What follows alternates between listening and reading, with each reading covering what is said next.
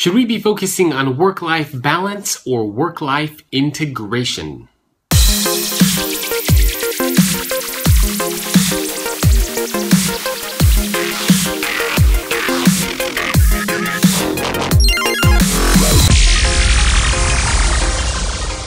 Hello everyone, welcome to another episode of The Future in 5. My name is Jacob Morgan, and this is where I share my thoughts, ideas, and commentary on the future of work in 5 minutes or less. Hopefully.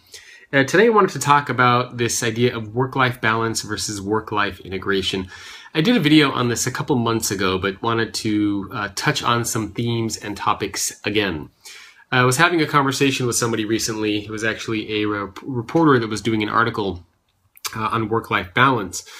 And we started talking, and this idea of what is work-life balance came up. And it's kind of an interesting topic because I think it's very individualistic. In other words, I think that I work a fair amount. I don't know exactly how many hours I work, but I'm pretty sure it's more than, a standard full-time job, more than 40 hours. However, I have a home office. I love the work that I do. I get to be around my wife. I get to be around my dog. I get to take breaks when I want.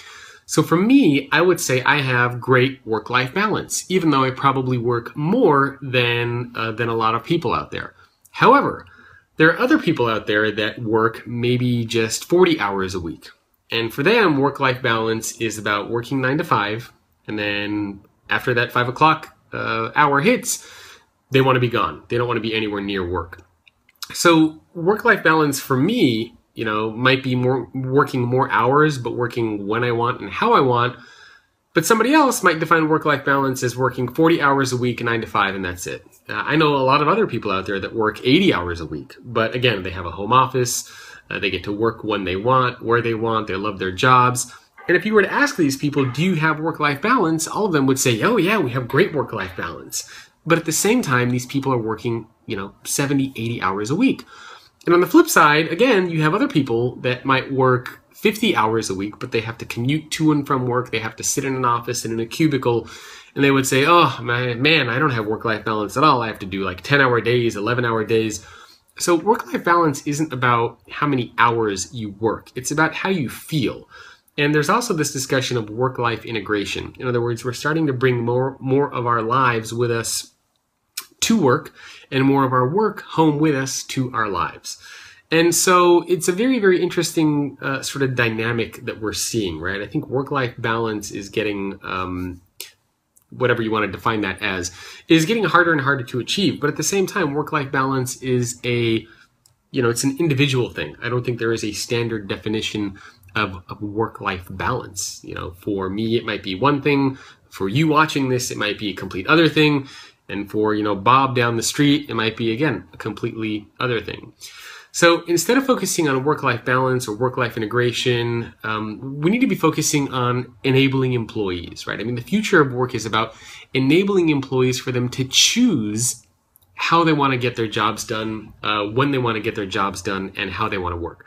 So instead of focusing on giving employees work-life balance or giving employees work-life integration or talking about any of these things, really what organizations need to be thinking about is just this concept of how do we make it so that our employees can choose how they want to work.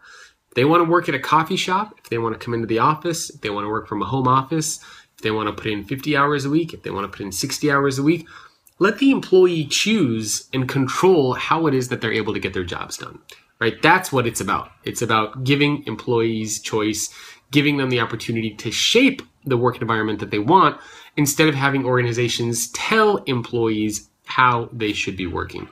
So I think that's the direction that we're going in. Again, work-life balance, individualistic preferences, work-life integration, this idea that everything's starting to blur. But at the end of the day, if you're a manager, if I'm an executive at an organization, all I should be thinking about is, who cares about all this stuff? I just need to make sure that my employees can get their job done and enable them to get their job done however they want to do it. That's the goal. And we're starting to see a lot of really cool examples of organizations doing this. I'm going to share more of this on The Future in 5. I'm going to try to do some, some cool stuff and feature some of those organizations. But at the end of the day, that's what it's all about. giving employees choice. So curious to hear what you think. Leave me a comment below. Of course, if you want to get access to more of these videos, you can visit thefutureorganization.com.